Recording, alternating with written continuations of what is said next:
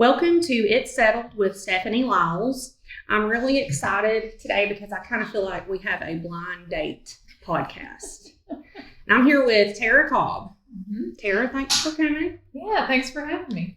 So you are a financial advisor. Is that your or is it planner? Or kind of tell me about yourself. Okay. Yeah, it's financial advisor is the technical title there, but most of how our practice works with clients is through financial planning. Mm-hmm. Investment management is it's a big part of it too, and it's really important. But financial planning is the stuff that I get really excited about. That's awesome. I mean, because, people that have that kind of proactive ability to take control of their finances, that's amazing. Because, most people, myself included, some of the things that you do in life are kind of trial and error. And then you realize, wow, I shouldn't have done that. Yeah. Maybe I should have done things in this direction. Mm-hmm. So, what made you want to get into that career? Well, I graduated college in 2008 with a degree in marketing and advertising. And, that's when everyone laid off all of their marketing and advertising departments. And, so somehow I ended up in finance, and, I've really enjoyed it. I've been there for 13 and a half years. The stock market has always been interesting to me. Because it changes every day, which sometimes is better than others, but it's just always, it's interesting. Things change at a rapid pace, much like in y'all's industry too. Oh, yeah. So it's never dull, it's never boring. So 2008, you're coming out of college, and in my mind, I'm thinking there were some big things happening that year. I know Lehman Brothers collapsed. That was like, and if anybody has ever watched that movie, The Big Short, that's kind of the beginning of all that. Yeah. So you're like, hey guys, I'm going to work in this industry. Watch me go. Yeah. I actually didn't make it to the industry until 2010. And that's when everything was starting to get rosy and good. And so I was like, look, guys, I'm just here for the rescue. I'm just going to slot in here while things are good. So, yeah. That's very interesting, though, because a lot of people that I've talked to, professionals in a lot of different fields, didn't set out to work in the field that they're in, myself included. And it's sometimes like kids coming right out of high school. They don't know what they want to do. And, sometimes I think the best thing might be try a few things. Yeah. See what you're naturally going to be good at, because your degree is going to teach you zero about life on the streets as a worker. As an income generating employee of the economy, you're going to have zero information from college about that. Yeah. I think it's so hard because, especially coming out of high school, I think my first career path was psychology, and then my first psychology class in college, I was like, I don't really like this. And so I switched to accounting, and then I was like, I don't like this either. And so I ended with marketing and advertising. And now I work in finance. So you don't know what you want to do. I mean, and I remember I went to college when I was 17. So I was a young one, and I was going to go to law school. So I had all of these philosophy classes as a freshman. At 17. And I was like, this is the stupidest thing. I don't know who Rene Descartes is. I don't want to know about, his tea-proof reasonings. And I mean, now as an adult, I realize maybe the value of taking those kind of classes and just enlightenment and the ability to break down arguments. But it was such a waste of my time as a teenager. I had zero appreciation for it, and I wasn't engaged in that material. Yeah. Well, and two, I think you like you said, you pick up things from those, and you don't realize it at the time. But it's like psychology. There's so much psychology in financial planning There and is. working with clients. I mean, human resources. yeah, it's everywhere. Mm-hmm. It is. I have some friends that, studied psychology and then ended up working in HR. Mm-hmm. I think that's like, you got to know all about people. You're going to manage people. That's right. You got to know how to talk to them. Yeah, it's like, how can I de-escalate this situation today? Yes. Yeah. So we were just talking about our families. Mm-hmm. So tell me kind of about, you have kids. Mm-hmm. What are y'all into? I have 2 girls. They are 10 and 8. And I'm married. We just celebrated our 12-year anniversary a couple of weeks ago. So awesome. Yeah. And so, yeah, it's like, it's just a whirlwind, It is. kind of in this whirlwind and just trying to enjoy all the little things. That's right. Everybody's like, it goes so fast. And right. God, I hate it. They're right. It does. It does. And I think, like, as women, we have a little bit of a different experience with stuff. Because I was actually saying this to Blake a couple days ago. I was like, the thing is, ultimately, I might be great at my job, mm-hmm. but it is not a natural thing for me. Mm-hmm. This is something that I've had to work at daily, to be in like in a leadership position. It's not something that I'm just naturally doing. Mm-hmm. And so sometimes like it's mind melting because you're like, I'm a mom, I'm taking care of these things. And I go from like soccer, cheerleading mm-hmm. to managing large financial portfolios for people. Mm-hmm. So it's like you have such extremes of who you are, but yet you're doing it all at the same time. Somehow. Yeah. It's amazing. It's like it's magical. Yeah. And I think also, like, I watch my husband because we work together and he can honestly do one thing at a time. Mm-hmm. He can do one thing at a time. It's amazing, isn't it? And I'm like, I'm so jealous. Like, how do you do that? Because I feel like sometimes if you ever go to the Ringling Brothers circus, mm-hmm. and when they're doing their 3-ring finale, and they've got the elephants over here that's like balancing the beach ball, a tiger on the second ring jumping through the burning hoops, mm-hmm. and then maybe you've got some flamingos over here that are like forming a Christmas tree formation. Yeah. I feel like that is us. That's moms. It is. Yes. Mm-hmm. And then I feel like the dads might be, they're that one guy that's just standing over there mm-hmm. intently focusing on the monkeys. Yeah. And they're like, these primates, I got them under control. Yeah. Uh-huh. Yeah.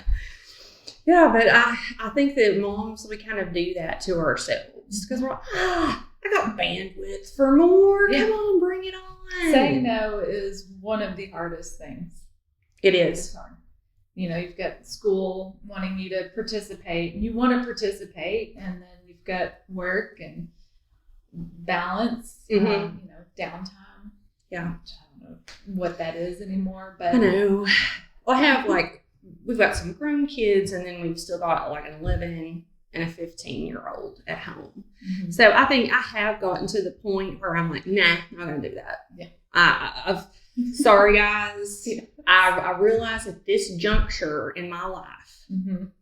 there is nothing coming out of me productive past 8 p.m. Mm-hmm.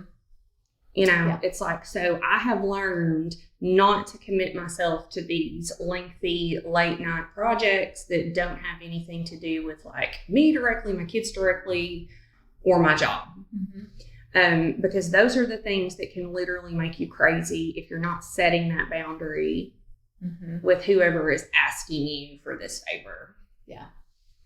Yeah. It's good to set boundaries. It is. I'm still working on it. Yeah. But sometimes, like, for instance, Everly's birthday this year, which we ended up not doing a big theme party. We just had like some girls over. Mm-hmm. But I was like, let's do a Taylor Swift theme party. We can have like a backdrop over there for selfies. And then I'm like, nah, who am I kidding? Am I going to be able to do all this? Mm-hmm. So you didn't do it? Mm-mm. And Everly did. She was like, Mom, no, I don't really know. Because she's kind of at that age where she thinks less is more. Yeah. That's good. Mm-hmm. We're not there yet, but we're getting there. Yeah, 8 and 10. Your girls are still real fancy, and they still like all of the extras. They're so fancy. Yes. I don't even know where they got that from. I get it. I don't know. Our 8-year-old, her attitude, I don't know. It's not for me or my husband. It's like, I know where it came from. Isn't it the craziest thing? So I think it's that second child, they are just a little bit different. My middle child was born demanding attention. Mm-hmm. She's always been that way, and it's precious in its own way. Yeah. But I remember she went deer hunting with my mom and my brother and my stepdad, and I think she might have been like 4 years old. And Mom calls me and she's like, well, we saw 0 deer. She's like, we went out into the woods and, Everly hops up on this log and she's like, I'm the queen of the jungle. And they're like, oh, I'm actually going to go back. Yeah. So, you know how it is. Uh-huh. Yeah. It's like, I don't care if you're trying to find your deer here. It's all about me. That's right. I see this rock. This is an opportunity I can't pass. Correct. Awesome. So we were talking a few minutes ago as I was eating my delicious Chick-fil-A biscuit. Thank you for bringing that. We were talking about how, times are tough financially for pretty much everybody, just because the cost of basic goods has increased so much and people really haven't seen an increase on their net income. Yeah. And it was funny because I saw an article yesterday and it said more mortgage applications are being denied than ever due to insufficient income. Mm-hmm. Here's why. And I was like, well, you don't really need an explanation because your income level can be identical to what it was 12 months ago. Mm-hmm. So you could look at trying to purchase a house in 2022 and let's say you decided not to buy, but you want to look at buying that same exact house this year. Your payment could be several $100s more on that same exact house just because of the increase in interest rates. Mm-hmm. And we're also seeing things like insurance and taxes increase across the board. Yeah. So where people haven't had an income decline, on paper, their debt to incomes are greater because the debt load is greater. Yeah. So having said that, what if I'm just like an average person? I don't have anything that I've really invested. I don't have any kind of big portfolio. I'm living paycheck to paycheck. Mm-hmm. So what is like maybe the one thing that I could do to sort of alleviate some of that strain, make me feel like I am setting myself in a better position? So something that we always encourage our clients is systematize as much as you can, and also have an end in mind, a goal in mind, something that you're looking for, and then someone to keep you accountable, and that's where we come in. But it's like, if I were to say, hey, you need to have $20,000 saved towards this house purchase so that your down payment can go down. Well, $20,000, that's a big chunk. It is. But if it's like, well, let's just take it in baby steps and, save $50 a week or something, whatever works within your budget, but something that you're not going to miss, but it adds up over time. Right. And being able to watch that, I think is so impactful is, just that, okay, I don't see it coming out of my account because I've got it systematically going to savings. And it's just like saving in your 401k. If it's out of sight, out of mind. If it's in my checking account, I promise you I'm going to spend it. Right. And I think something that I did a couple years ago is I unlinked like my savings account from my checking. So, for instance, if I need to move money from savings, I got to go to the bank. Yeah. that way I'm not tempted just to like pull up my mobile banking app and be like, oh, let's go shopping, move some money from savings to checking. It's going to physically cause me an inconvenience to move that money. Yes. Now, that worked for me because it made me stop and think before I was just transferring money. And I 100% agree. Like if you have your paycheck and you set it up on, allocating, hey, I'm going to put $50 out of every paycheck into my savings account, and then the rest of it goes into your checking. The biggest thing is, like you said, just kind of, it goes there. You don't even miss it. Yeah. And don't plan on using that money to live on. You have to bucket it. You do. And I love buckets. I love visuals. And so it's like, it's like, okay, this is our checking, this is our operating cash flow. And then we've got this savings bucket that's just in case something happens. And then it's like, okay, and then we have this other bucket of money that we are saving for this specific thing. And like you said, if it's at a different institution, it helps even more because it is an extra inconvenience to go get it. Right. But it's like, you have to, and everyone does it differently. You can either do it mentally or physically at different banks or wherever, but just having that, this is for this and this is for this, and keeping those separate, it helps. And then that way you see that progress. Right. Too. And that is one of the silver linings, I think, with the interest rates being higher. Because let's be honest, all right, 2020, you were getting sub 1% on any money market check. It's like cents. Yeah. Now you can, on a basic money market account, you can get maybe up to 5%, which is pretty decent. So that's why if you connect with someone who is a financial advisor, they can show you where to place that money so that it's gaining the most momentum. So your $50 that you're putting into whatever account is going to draw a much greater amount of interest and earnings and roll that back over than it would have 2 years ago. So that's crucial. Debt is going to have a higher interest rate. However, your investments will also have a higher rate of return. Yeah, that's right. And that's the other side of it. I mean, it's no fun to pay a higher interest rate, but for those that have cash, I mean, you get to, this is the first time I've seen in my 13 years that cash is actually paying you something. Right. It's safe. Exactly. There's no risk involved in that. It's just they're earning something. And it's like, it's 4 or 5%. You don't think that's a lot, but when you see it compound over time, it's free money. It's free money. So I remember, like in the, when I was a kid, my grandpa was he was like a real savvy businessman. He was a small business owner, and he would always go and get like a 6 or a 12-month CD. And I remember those actually would pay a decent little chunk at maturity. And then for so many years, CDs were like paying zero. You can do a lot now and get at least a little bit of return on any kind of small chunk in the bank.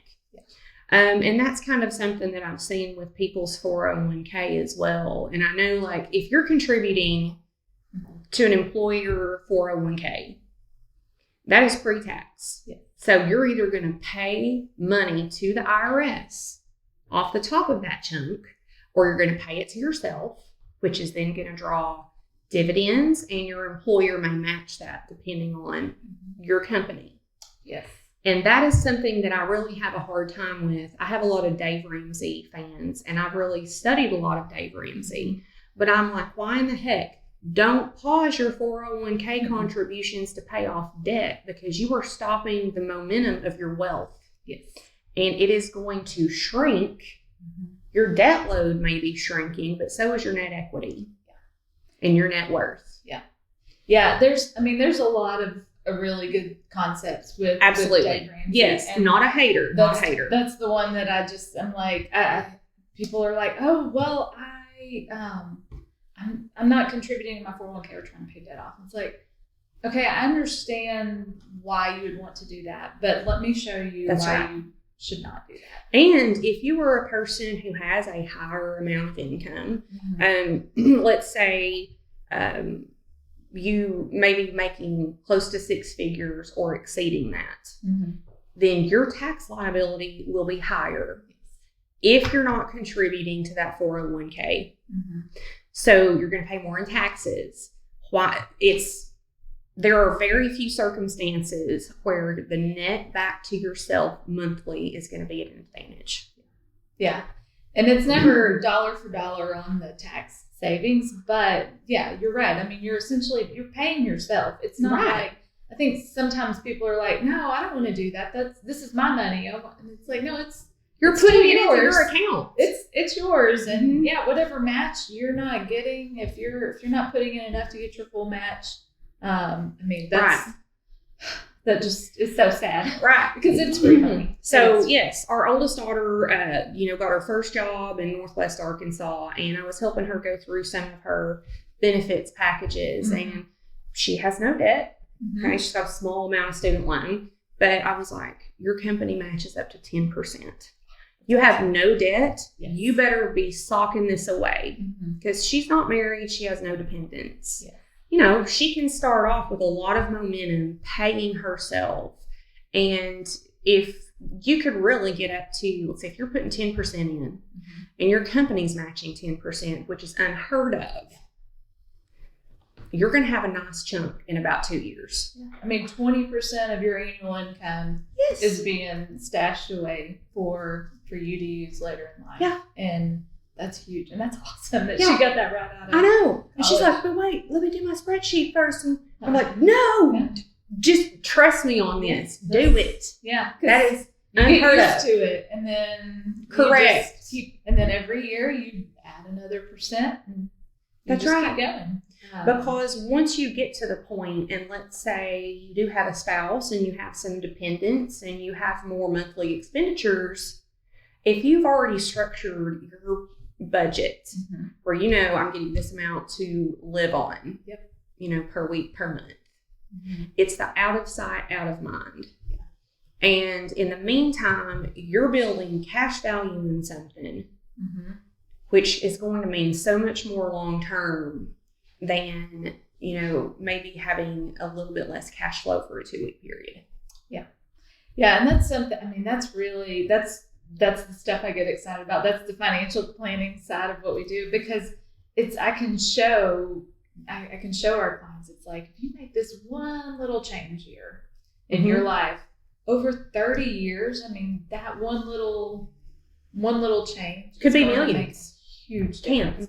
Could shave off 10 years of how long you have to work. Or that's right. It's, do you want to work until you're 75? I don't either. I would much rather be like, hey, okay, I'm 60 and I've got enough saved up, I can retire now. Yeah. If I wanted to. Right. So funny because, there are days, Blake and I, we live together, we work together. There's some days and I'm like, will you stop trying to make me work? I'm like trying to retire by 50. Yeah. Okay. This is going against my plan here.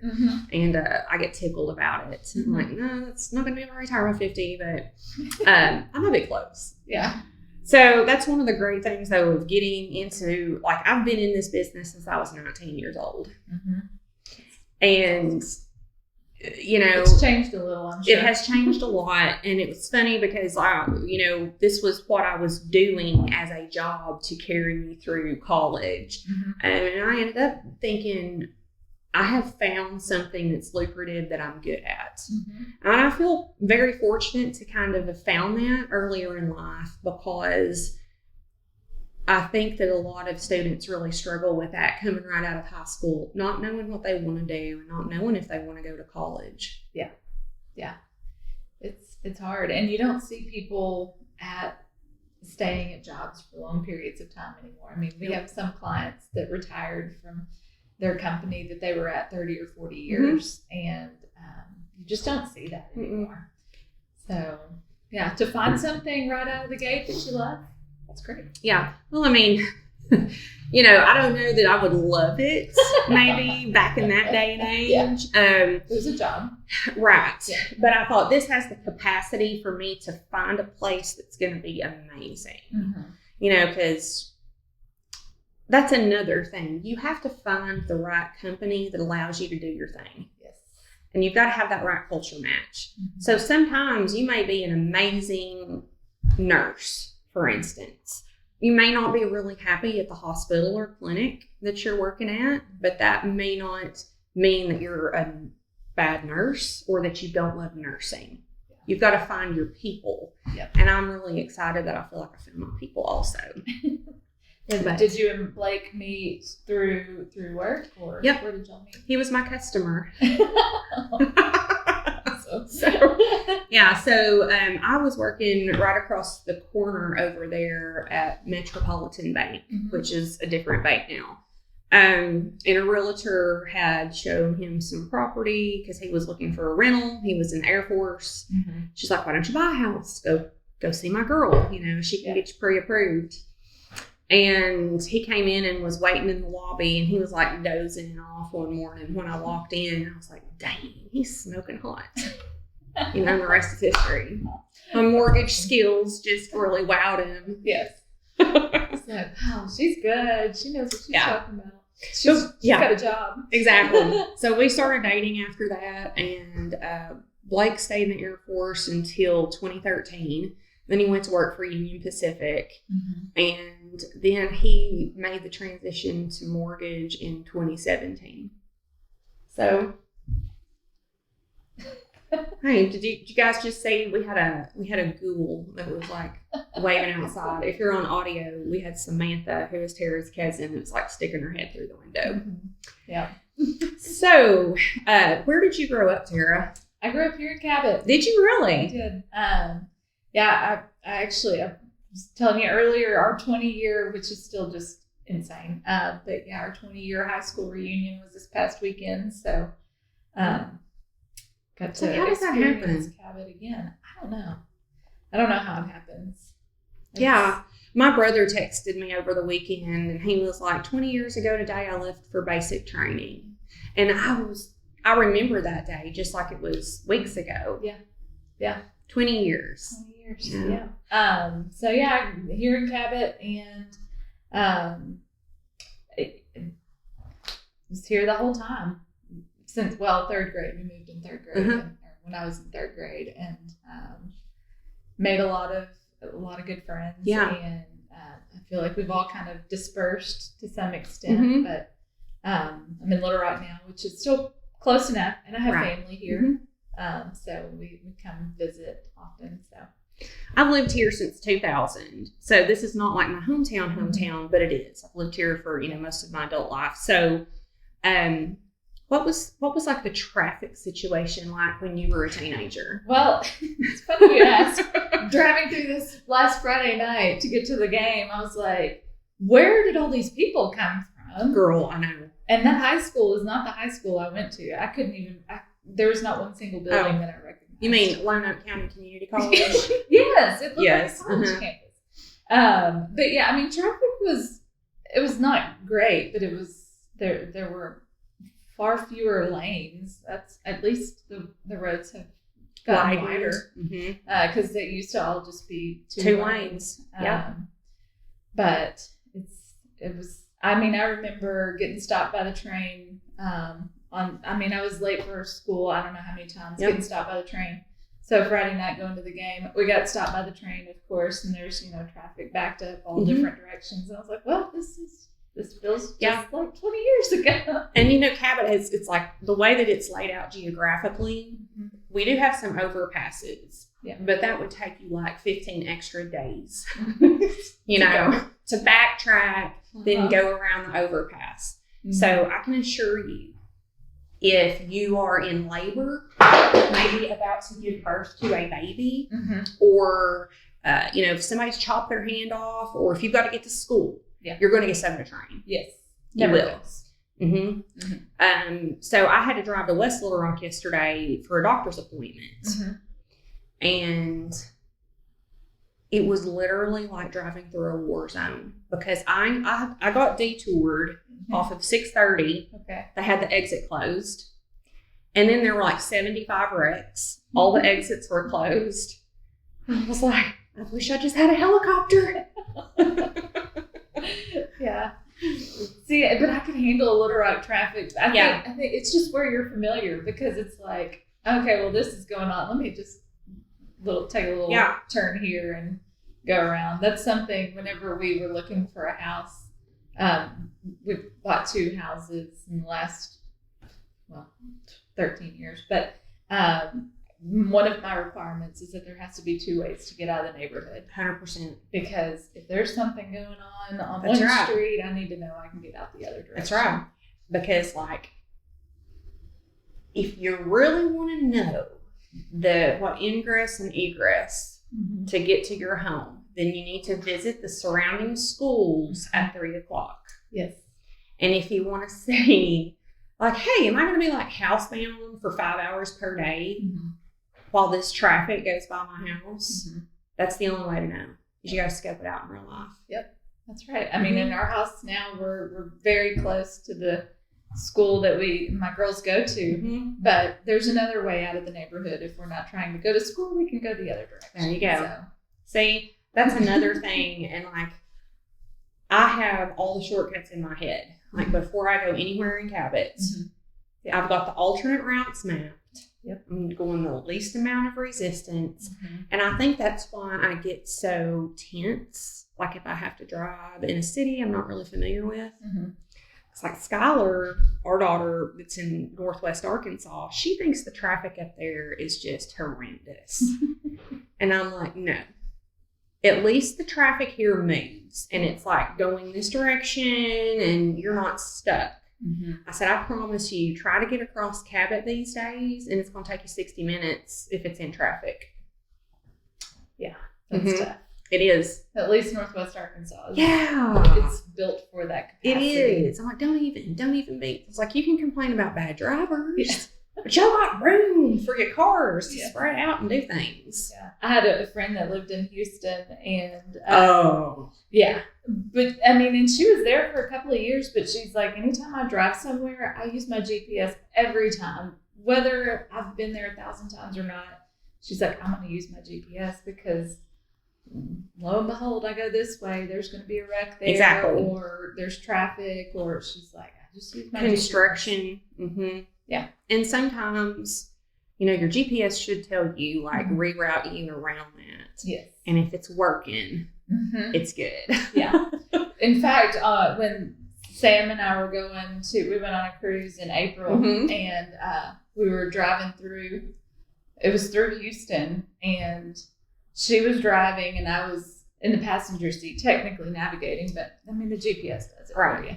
But we were coming up on traffic. Of course, we were driving through right around 5:00, so that was fine. But I was like, I pulled it up on my phone and I was like, I think we can reroute and go a better way. And so she's like, you just tell me where to go. And I'm like, turn right, get off. And she's like, oh yeah. So I mean, we like whip off the freeway and we're going around and I'm just trusting my GPS at this point, and she was trusting me. And so this neighborhood we're driving through, I was like, it'll be fine. I mean, we're moving. At least we're moving. We're not stopped in this sketchy neighborhood. You're like, hey guys, if we don't get on the boat. She keeps looking at me like, is this the right thing? I'm like, look, there's where we would be, like, because we ended up going underneath. I was like, those people are stopped. We're moving. We might be taking the scenic route, but we're moving, and it all worked out. And I think we saved a whole 3 minutes. So I feel like it worked. But you saved a minute. You shaved time off your ETA. That's right. That's all that matters. Yes. If I'm ever taking a trip and I've got my directions pulled up, and then I'll show your ETA. You gotta. It's a challenge. Oh, it is. And then I'm like, if I stop to use the bathroom, you gotta make it how up. fast am I going to have to drive to make up for that 1 minute and 45 seconds that I lost on my ETA? Yeah. It's probably because we're geared for efficiency in our head and maybe some kind of competition, and those are the weird things that we do to entertain ourselves. It's like, okay, well, that's how long it would take if I'm driving the speed limit. But if I'm just going 5 over, I can. That's right. Or like 3.5 over, which is the ideal amount where the cops aren't going to really notice. Yeah. Yeah, that's maybe not. Yeah. So, I like the thing about the bad traffic situations is you have to also watch out for the road ragers. Mm-hmm. Yeah. And those are the people who cause bad wrecks. Mm-hmm. They are. Yeah. Trying to, I mean, yeah, you're not going to get anywhere any quicker. No. And I mean, I'm guilty sometimes also of, yelling at a red light, like, what are you doing? Yeah. You Yeah. know? Yeah. My, they don't do it as much anymore, but when my girls were younger, they're like, the light's green, go! Girl. Like, Yep. oh, they may have heard that from me. Yeah. Or Everly was in her car seat one day and she's like, what are you doing? And I was like, I'm going to have to tone it down a little bit. Yeah. I had a video, it popped up in my memories a couple of days ago, but my girls were on the sidewalk and my youngest was on a tricycle and you can't go fast in those things. They're just impossible. And then my older one, she was on her bicycle and she's trying to get around her on the sidewalk and the tricycle takes up the entire sidewalk and she's like, go! And then they are bumping. She just keeps bumping into her. And, Harper, my youngest, she's like, I'm going! And she's like, get out of the way. I mean, I was like, I just filmed it all and I was like, well, this is horrifying. It's like the car pickup line in the afternoon. Like, stop bumping into her. I don't do that, at least. Oh, you're like, well, they're going to be defensive drivers. That's right. Defensive driving. That's right. We're trying to, Blake is in charge of teaching Everly to drive right now. And they got home the other night and she's like, well, I only ran off the road just for like a few seconds. Okay. I was like, what do you mean? Uh-huh. What do you mean? And Blake's like, she saw a car coming and hit the ditch. So I'm like, oh yeah, this is going to be a little bit of a longer process than I was thinking. Yeah. Yeah. Oh gosh, that's terrifying. It really is. And I mean, we've gone through it before with our older kids, getting licensed and learning how to drive, but you forget how traumatizing those experiences are. Because it's like childbirth. If you really remembered how horrific it was, you would never have another one. No. But it's like your memory just kind of relinquishes all of that trauma. Yeah. It was all blocked out. All I remember was the pizza and the Coke afterwards. Exactly. And you're like, wait, what happens? Oh, there's a baby in here. Where does that come from? So it's kind of the same thing when you raise them. It's like you get one past that teenage threshold and you sort of forget the trauma that you've experienced. Yeah. And then you got other ones coming up and you're seeing them with fresh eyes, because if we truly remembered this, like the insanity of it, we would be complete nuts. Yeah. Well, you've got a big gap in between. We do. Mackenzie, Noah, and Skylar are 20 and 22 and 22. And then 11 and 15. Yeah. So we have been the young parents and we have been the old parents. And I'll tell you this, though. It's a whole lot easier when your kids are young to be the old parent. Nobody expects anything from you. Well, you're just like, you have a job that can pay your bills most of the time. Because like I was very young when Skylar was born. This was before Blake and I met. It's a different time. I had more energy, but I had less funds and less ability to do like things and support her the way I wanted. Yeah. So that's the thing when you're the old parent. You're tired, and you're like, guys, it's 8 p.m. Yeah. So let's kind of start taking it down a notch. Yeah. That my mom's always said life is opposite of what it should be. Because she's like, when you're older and can actually afford to do all of the things, your kids are grown and out of the house. And because she's seeing that now. And that's why grandparents just spoil the heck out of children. They do. And I'm like, they do. This is really necessary. Right. But they do, and I'm thankful for it. But yes. She's like, it's just backwards. It is. Because you have more discretionary income when you're in your 60s than in your 20s. Exactly. And so we have our youth and our energy to keep up with these, the toddlers and the babies when they're that young. So they take from us in different ways. Mm-hmm. Yeah. But it's still so hilarious though, because I mean, every child is so different. Like even siblings, they're so different from each other, and I think that's amazing how people can just have such different personalities and the way that they view life. Mm-hmm. Yeah, everyone always told me my kids would be different, and I was like, they can't be that. I mean, if they're raised in the same house with the same parents and same values and everything, they can't be that different. But wow, they are. It's like night and day. Yeah. It makes no sense. No, and our son, he's baby. So he was just like doted on by all of us. Mm-hmm. And I remember Everly was probably about 3, and one morning she was like, Lucas, you are the cutest baby in the universe, in the world. We would never sell you. And I was like, so refreshing that you will never sell him. Me too. I'm not going to ever sell him. Yeah. But I'm like, what in her head? Words of affirmation right there. Why would she ever even think that it's a possibility? And then one day, we're never going to sell you. You're our bubby for real.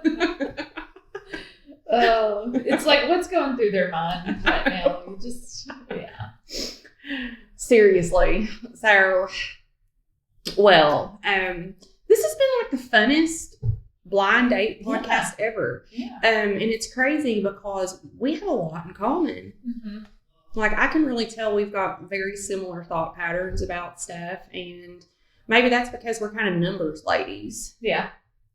Do you feel like numbers give you a sense of control in a world full of chaos? I love numbers. Me too. Numbers don't lie. They don't. Well, depending on who gives them to you. That's but, right. Numbers never broke my heart unless they were in the negative. Yeah. Red's always been my favorite color until like the last 2 years. I'm like, I think I'm going to have to reconsider my favorite color because red's really sucking right now. Yeah. Maybe we could change it. Let's guys, red is now going to be like purple. Yeah. It's going to be more aesthetically pleasing. Mm-hmm. We'll still know what it means, but instead of green and red, we're going to have green and like magenta. Mm-hmm. Yeah. I like that. Yeah. I mean, it's got a more aesthetic, instead of that neon chartreuse and that bright red. Yeah. Yeah. My mom is, she's a nurse. And so everyone's a nurse. Everyone just assumed I was going to be a nurse. And I was like, no. I can't look at blood. I can't see. I donate blood. But I'm like, just do what you got to do. Exactly. Don't tell me what you're doing. Just do it. And so that's me. I just went the total opposite. I do not want anything to do with any kind of health care. Yeah. I mean, I can do first aid. It doesn't bother me. Like if my kids have a scraped knee or a cut or whatever, I'm not the type of person that's naturally going to be compassionate if someone has a trauma. I'm going to be freaking out. Yeah, I'm the one that freezes up. Thankfully, my husband steps in when there's something going on because I'm like, but I mean, thank God there's people like our moms, because. But seriously, and like my stepson Noah, he's in school right now for firefighting, and they've done all this EMT stuff, and he loves it. And he's like, they got to see all these pictures of really horrible accidents, and he was like, that's very, very interesting. And I'm glad that there are people that are drawn to that, because otherwise we would all die in accidents. We would have no one that could just make the tough decisions and do what needs to be done. Yes, so thankful for him. Me too, girl. I freeze up.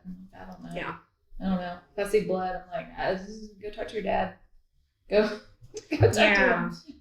Right. So, or I'm like, throw some dirt on it, you're fine. It's all right. That's usually my response. And they're like, is it dangling by a tendon? Yeah.